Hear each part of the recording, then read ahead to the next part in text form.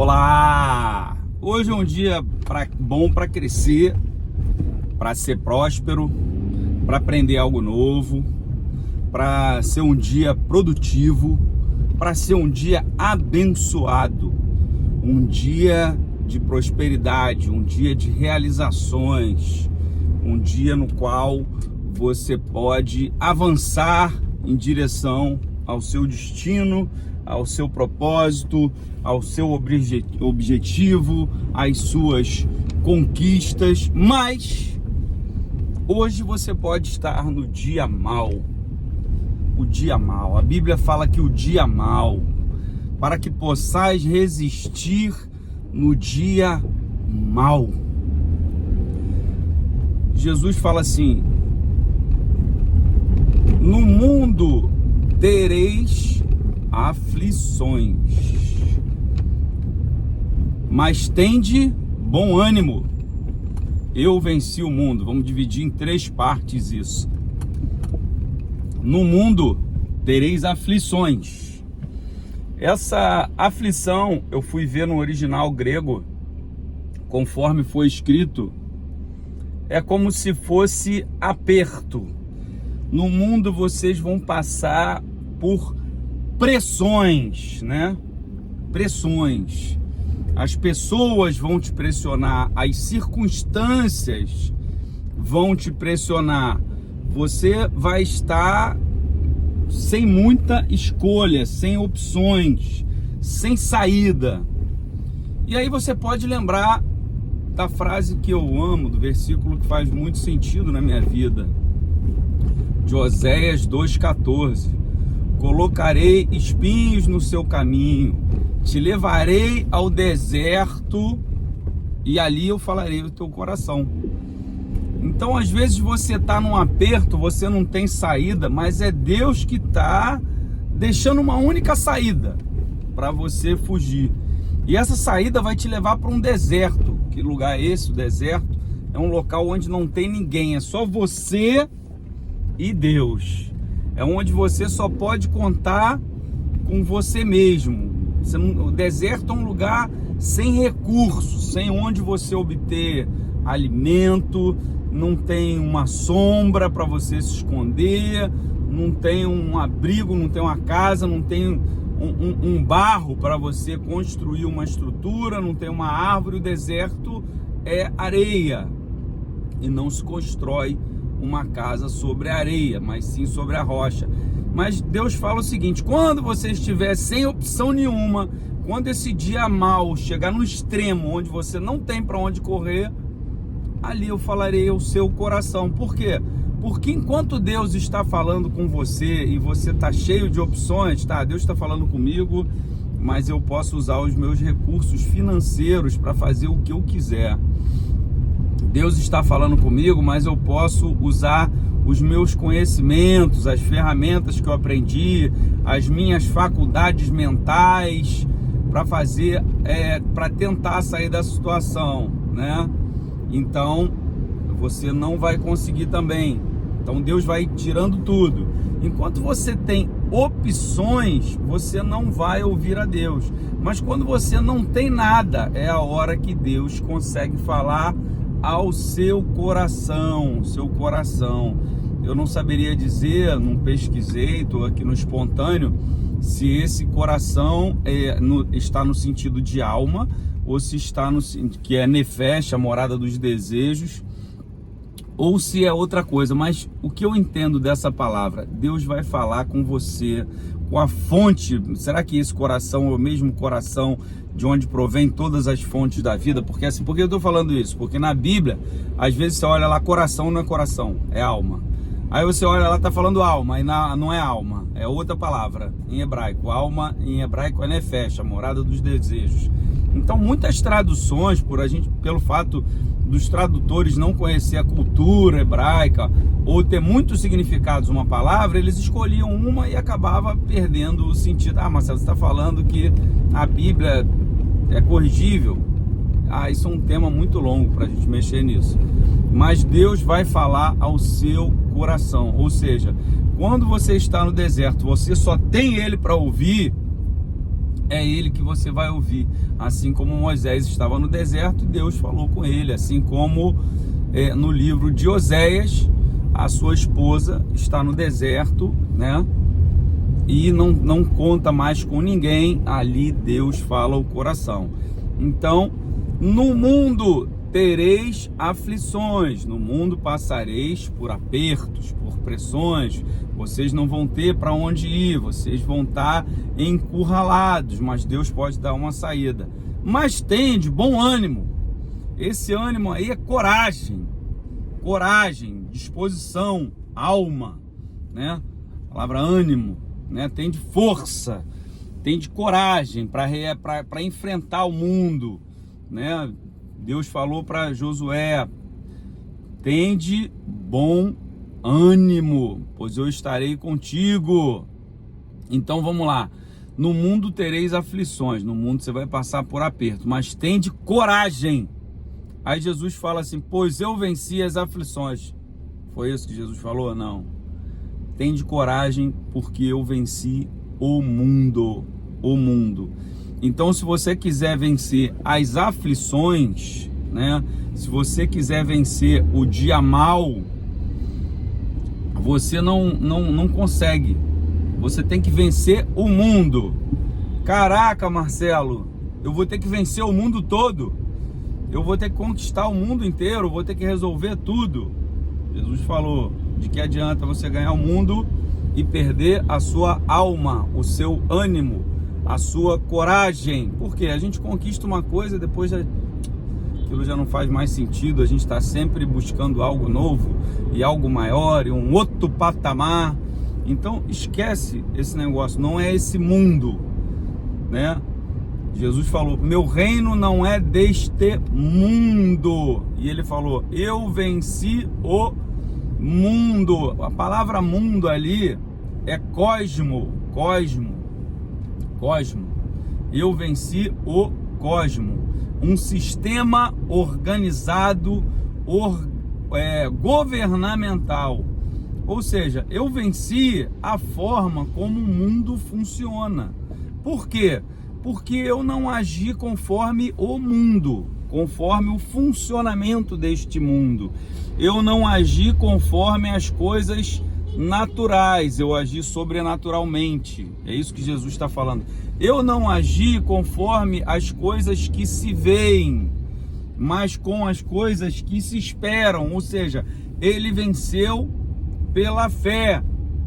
E Paulo fala que nós já estamos governando, assentado nas regiões celestiais em Cristo. E Jesus mandou a gente pregar o evangelho do reino. Ou seja, não é o evangelho do império, não é o evangelho do mundo, é um evangelho sobrenatural das coisas invisíveis e intangíveis, onde você só governa pela fé e não pela razão, não pelas coisas que se veem, não pelas coisas tangíveis que você pode tocar, segurar, manipular, não através das coisas, como Jesus falou, como o dinheiro, o ouro, né? As coisas desse mundo, as traças corroem, a ferrugem destrói, todas elas são passíveis de destruição. Mas a sua fé, como a gente pode entender, Viktor Frankl escreveu um livro Em Busca de Sentido. Ele estava no Holocausto, ele estava preso, ele estava numa prisão, não me lembro se é em Auschwitz, mas ele chegou a ter a consciência de que aqueles homens ali, alemães, tinham total controle sobre o corpo dele. Eles poderiam deixar ele pelado, poderiam deixar ele com fome, poderiam deixar ele com frio, poderiam agredir ele fisicamente, só não poderia controlar a mente dele. Então a mente, os seus pensamentos estão acima de todas essas coisas. Filipenses 4:8. Nisso pensai, no que é belo, no que é puro, no que é bom, no que é aprazível, no que tem algum valor. Vá lá e lê Filipenses 4. No mundo tereis aflições, mas eu venci o mundo. Então, tem de bom ânimo, boa alma, bons pensamentos, bom raciocínio. Sobe e vá para as regiões celestiais. Se desconecta do seu eu que precisa morrer para você se tornar uma nova criatura em Cristo. Porque nesse texto está dizendo assim, porque eles creram em mim e você e eu temos que estar no Pai. Temos que ser um com o Pai, não um com esse mundo.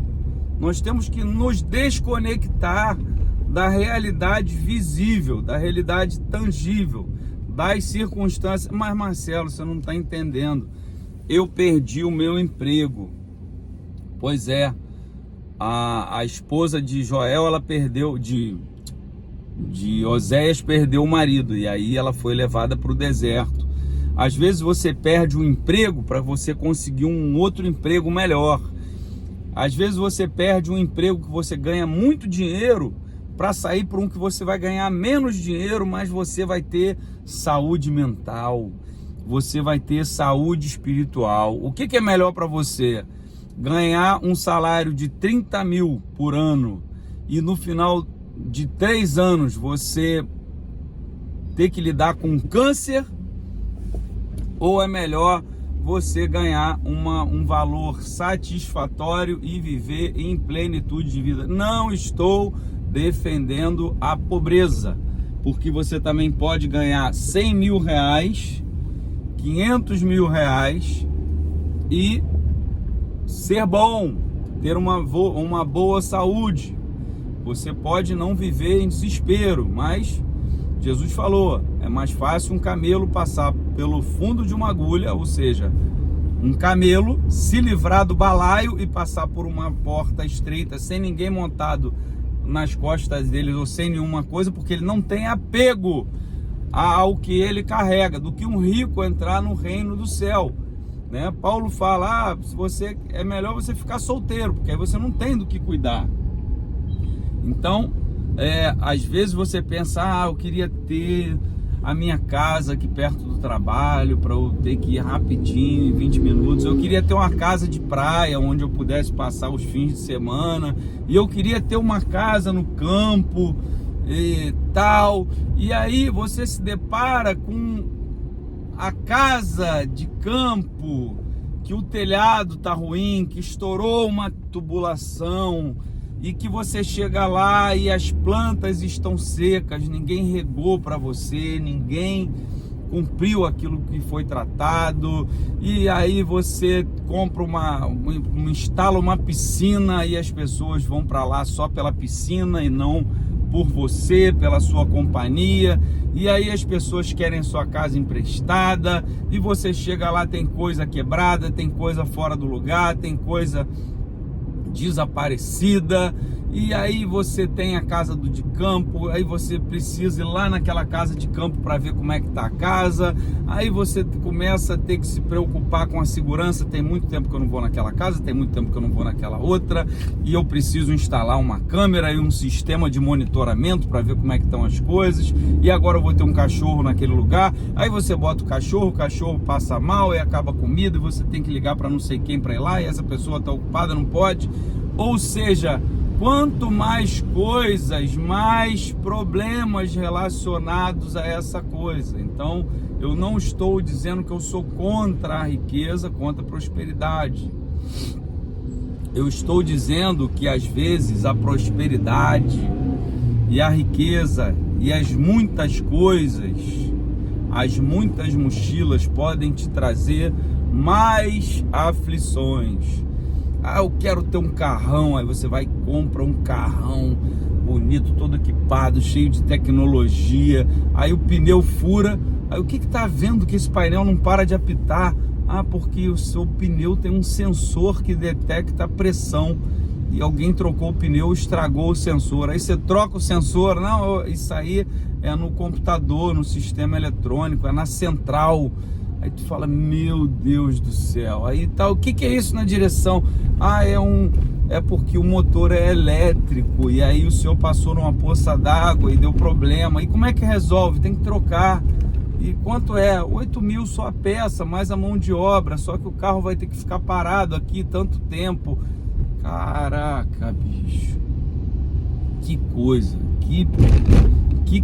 Que distração. Que monte de coisas que não importam. Que você poderia estar lendo algo que te apraz, que faz crescer. Você poderia estar, né, num tempo de qualidade com a sua esposa. Você poderia estar brincando com seu filho, observando ele, conversando com ele, entendendo o que tem no coração dele, o que ele anda aprendendo. Tanta coisa que você podia estar fazendo que é válida. Eu vejo pessoas que se dedicaram a ganhar muito dinheiro, botar dentro de casa e fazer e acontecer, e no final foram compreendidos pelos seus filhos como caixas eletrônicos e não tem mínima relação com seus filhos, que aprenderam as coisas do mundo e hoje eles têm que lidar com homossexualismo dos filhos, com envolvimento com droga, com envolvimento de coisas ilícitas, com perda dos valores éticos e morais. Então no mundo tereis aflições, mas tende coragem, Jesus venceu o mundo. Então saia desse sistema mundo e vá para as regiões celestiais em Cristo.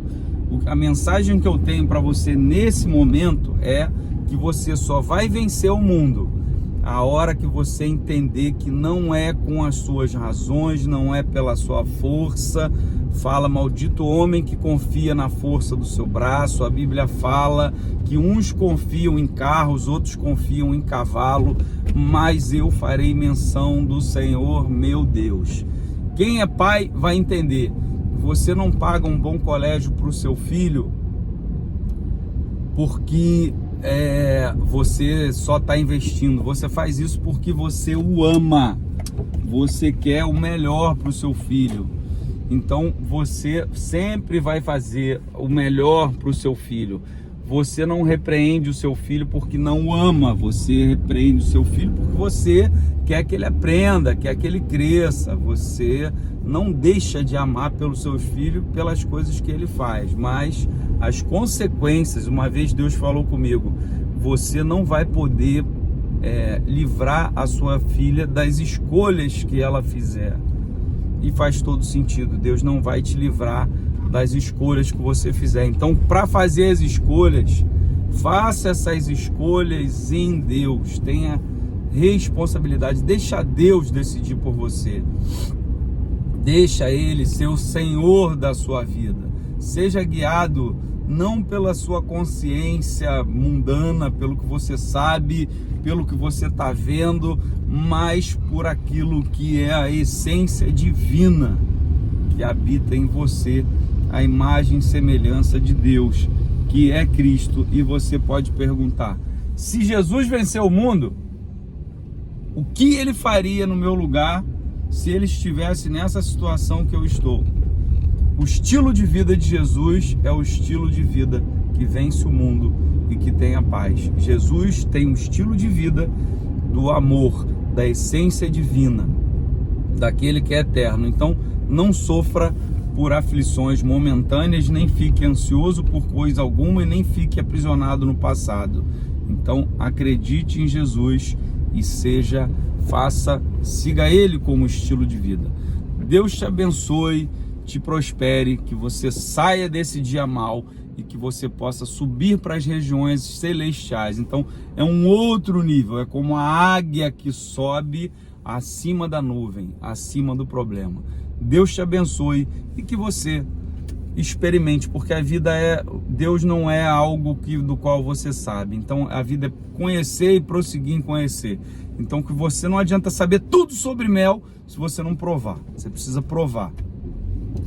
Isso aqui é mel, tá, mas é mel de quê? Mel de flor de laranjeira? É mel silvestre de qualquer flor? Que mel é esse? Então é isso, gente. Então que você possa não saber só tudo, ó, você nunca vai saber tudo sobre Deus, ele não se encaixa em nada. Então, em vez de você saber de Deus, experimente Deus, que você tenha uma experiência com Deus e a sua vida seja abençoada, porque o que eu estou falando com você é mera informação, meras palavras que podem te conduzir a um raciocínio, a um entendimento. No entanto, só uma experiência com Deus, só no momento em que você estiver no deserto, frente a frente com Deus, só você e Ele, é que a sua vida vai mudar e você vai ampliar a sua compreensão de quem Ele é. E quando você sabe quem Ele é, como Pedro decidiu e saber quem Jesus era, Jesus perguntou: e vocês, quem dizem que eu sou? Pedro fala: tu és o Cristo, Filho do Deus vivo. Aí Jesus fala: e tu és Pedro. Então, quando você souber quem Deus é, você vai saber quem você é, o que você veio fazer aqui, e a sua vida vai começar a fluir sem esforço, porque você vai estar conectado. Jesus falou: eu e o Pai somos um. Então esforça-te, tem de bom ânimo em ser um com o Pai, e todas as suas aflições vão se dissipando, porque a luz dissipa as trevas. A luz, ela está aqui agora, nesse momento, ela não está combatendo contra a treva, ela simplesmente chega e as frequências das cores são refletidas, as formas são refletidas. E essas cores e formas, lembre-se, não são a realidade. O reino de Jesus não é desse mundo. Ele venceu o mundo. Então vá para o reino celestial. Entenda que nós não estamos contando com governantes, nem com carros, nem cavalos. Deus te abençoe. E não se esquece, se essa mensagem fez sentido para você, abençoe uma pessoa que possa estar no dia mau. Abençoe, não seja uma pessoa retentora, seja uma pessoa compartilhadora. E colabore, deixa um comentário aqui, o que foi importante para você, né? Deixa um comentário, curte o vídeo, dá um like, que aí o YouTube entende que foi bom, dá um dislike, ele também entende que mexeu com as suas emoções e faz esse vídeo chegar em mais pessoas. Espero que você saia do dia mal e tenha um dia iluminado, abençoado, como nós falamos no início do vídeo. Fique com Deus.